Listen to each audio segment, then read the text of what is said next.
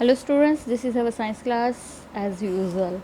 We are doing force and laws of motion. हमने second law and third law and first law पढ़ लिया कि laws of motion क्या होते हैं। फर्स्ट लॉ में क्या था कि लॉ ऑफ इनर्शिया, कि अगर बॉडी रेस्ट में है तो वो रेस्ट में रहने की कोशिश करती है, अगर वो मोशन में है तो वो मोशन में रहने की कोशिश करती है।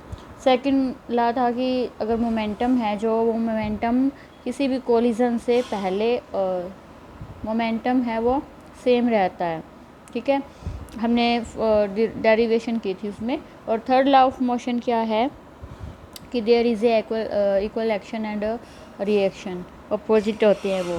ठीक है, तो सेकंड लॉ है, उससे हमें क्या पता चलता है, law of conservation of momentum. Conservation of momentum, देखिए हम जैसे कंजर्वेशन ऑफ एनर्जी पढ़ते हैं, उसमें क्या पढ़ते हैं कि हम energy can not be created neither be destroyed, कि हम उसे ना तो बना सकते हैं और ना ही हम एनर्जी को डिस्ट्रॉय कर सकते हैं।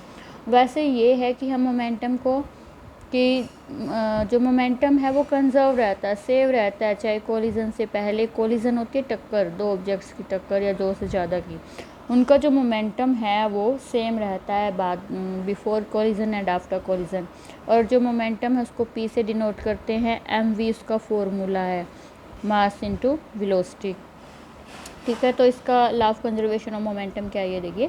During any collision the total momentum before collision is always equal to total momentum after collision. यही है कि कोलिजन से पहले जो मोमेंटम था, कोलिजन के बाद भी वही मोमेंटम रहेगा।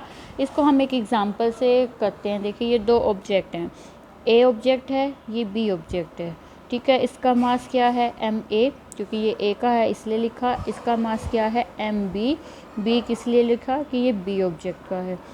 दोनों सड़क पे जा रहे हैं, आगे पीछे जा रहे हैं, ये आगे जा रहा है पीछे जा रहा है। पहला क्वेश्चन ये होगा मेरा कि ये इनकी टक्कर क्यों होगी जब ये आगे पीछे चल रहे हैं। तो इसके दो ही रीज़न हो सकते हैं, या तो इसकी स्पीड कम हो, इसकी स्पीड ज़्यादा हो।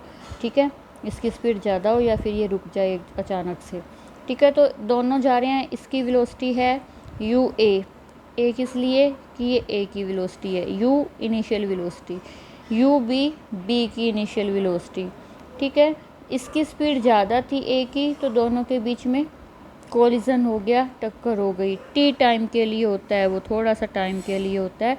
तो जब टक्कर होती है दो ऑब्जेक्ट्स की, तो क्या हो रहा है कि ए फोर्स, जो ऑब्जेक्ट ए है वो फोर्स लगा रहा है बी पे, पुश तो करेगा ना उसको, और उतना ही जो हमने न्यूटन का थर्ड लॉ पढ़ा है कि एक्शन रिएक्शन होता है, उतना ही फोर्स बी लगाएगा ए पर, लेकिन उसकी डायरेक्शन ए वाले के फोर्स के अपोजिट होगी। तो यहाँ क्या बनेगा, ये F1 जो ए ने लगाया is equal to minus F2। Minus क्यों है, क्योंकि ये अपोजिट डायरेक्शन में है। ठीक है, कोलिजन के बाद क्या हुआ कि इनकी वेलोसिटी चेंज हो गई। बी है अब पहले से ज़्यादा तेज़ चलेगा ना, क्योंकि उसको पता है फिर से टक्कर हो सकती है। ठीक है, तो वेलोसिटी अब वी ए हो गई, इसकी वी बी हो गई। ठीक है, आफ्टर कोलिजन। अब हमें यहाँ प्रूव क्या करना है कि laws of conservation of momentum क्या कहता है कि during and collision the total momentum before collision is always equal to total momentum after collision. मतलब एम ए का, ए ऑब्जेक्ट है, उसका मोमेंटम क्या होगा MAVA, या U कह सकते हैं हम, U इनिशियल वेलोसिटी। MB का मोमेंटम क्या होगा, मोमेंटम को हम MV लिखते हैं ना, V वेलोसिटी है, हम यहाँ इनिशियल वेलोसिटी देख रहे हैं। ठीक है, यहाँ क्या होगा MB VB। ठीक है, फिर कोलिजन के बाद क्या हो जाएगा MAVA, ये मोमेंटम ए का, और बी का MBVB। ये U था, वहाँ इनिशियल वेलोसिटी थी, और जहाँ V है वो फाइनल वेलोसिटी है।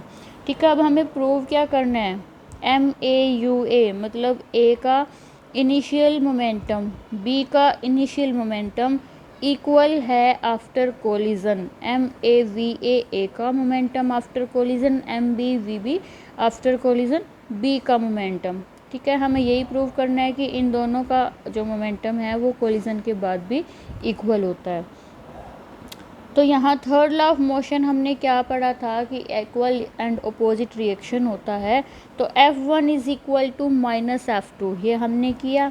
और F की वैल्यू क्या होती है MA, एफ़ को हम एम ए, डेरिवेशन हमने पहले की है सेकंड लॉ ऑफ मोशन की, ठीक है, कि फोर्स है वो डायरेक्टली प्रोपोर्शनल होता है एम ए, ठीक है। तो अब इस इक्वेशन में हम ये एफ़ की वैल्यू एम ए फिल करेंगे, ठीक है। कैसे करेंगे? F1 क्या है? M B. यहाँ एक क्वेश्चन है, देखिए कि हमने एम बी क्यों लिया? F1 किसने लगाया ड्यूरिंग कोलिजन? F1 ए ऑब्जेक्ट ने लगाया, तो हम वहाँ पे एम बी क्यों लिख रहे हैं? क्योंकि ये इस फोर्स लगाया ए ने है, लेकिन फोर्स वर्क किस पे कर रहा है? बी ऑब्जेक्ट पे लग रहा है ना। फोर्स लगाया ए ने है, लेकिन काम तो वो बी पे कर रहा है, धक्का तो बी को लग रहा है, और जो बी ने फोर्स लगाया वो धक्का किसको लग रहा है? ए का, ठीक है। तो F1 क्या हो जाएगा? एम ए लिखना है हमें, M B A B. F2 क्या है? एम ए ए ए, ठीक है। अब हमें लिखना क्या है? F is equal to minus F2। F1 की वैल्यू ये है, M B A B is equal to minus F2, ठीक है। अब हमने फर्स्ट चैप्टर में पढ़ा है एक्सेलरेशन क्या होता है? Final velocity minus initial velocity by time, मतलब rate of change of velocity, ठीक है। ये होता है एक्सेलरेशन। तो यहाँ पे एक्सेलरेशन ए की हम वैल्यू ये वाली पुट करेंगे, एम बी निकाल लिया। एक्सेलरेशन क्या है? वी बी फाइनल वेलोसिटी है, minus U B initial velocity, time taken is equal to minus M A V A की फाइनल वेलोसिटी माइनस ए की initial velocity by time taken, ठीक है। अब क्या किया? ये टी और टी कट हो गए, दोनों डिवाइड में हैं, दोनों कट हो गए, ठीक है। अब एम बी इसको मल्टीप्लाई करो, M B V B minus M B U B, ठीक है, इज़ इक्वल टू माइनस है, यहाँ याद रखिएगा, minus M A V A. अब यहाँ भी माइनस है, यहाँ भी माइनस है, तो ये क्या हो जाएंगे? प्लस में हो जाएंगे, एम ए यू ए। अब जो माइनस वाले हैं उनकी, अगर ये माइनस का, अगर इसको हम इधर लाएंगे तो क्या हो जाएगा? ये प्लस का हो जाएगा। ये इधर माइनस का, इसको हम इधर लेके जाएंगे तो ये प्लस का हो जाएगा। तो एम ए वी ए इधर ले आए हम, प्लस में एम बी वी बी, इसको उधर लेके जाएंगे, M B U B plus में एम ए यू ए। और यही हमें प्रूव करना था ना। ये क्या आ गया? फाइनल मोमेंटम, और ये क्या है? Initial momentum. दोनों इक्वल हो गए, चाहे इसको इस साइड लिख लो या इसको इस साइड लिख लो, ठीक है। मतलब इनिशियल मोमेंटम है दोनों ऑब्जेक्ट्स का फाइनल मोमेंटम के इक्वल हो गया, ठीक है। आपको ये अपनी रफ नोटबुक में करना है। नेक्स्ट वीडियो में करेंगे हम रिकॉइल ऑफ गन।